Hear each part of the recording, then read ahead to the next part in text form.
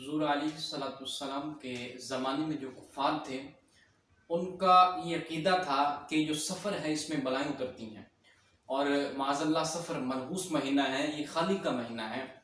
تو پیارے آقا علیہ الصلوۃ والسلام نے اس بات کی تعلیم فرما دی کہ ولا سفر، یعنی سفر کچھ بھی نہیں ہے، نہ ہی تو سفر میں بلائیں اترتی ہیں، نہ ہی سفر خالی کا مہینہ ہے، اور نہ ہی سفر منحوس ہے۔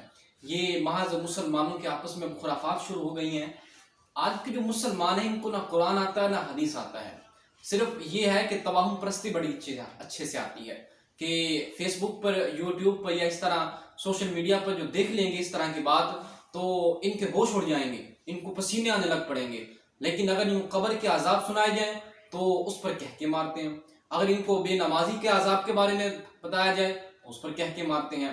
لیکن اگر ان کو کوئی توہم پرستی والی بات بتا دی جائے ان کو پسینے آنے لگ پڑتے ہیں اور ان کے ہوش اڑ جاتے ہیں۔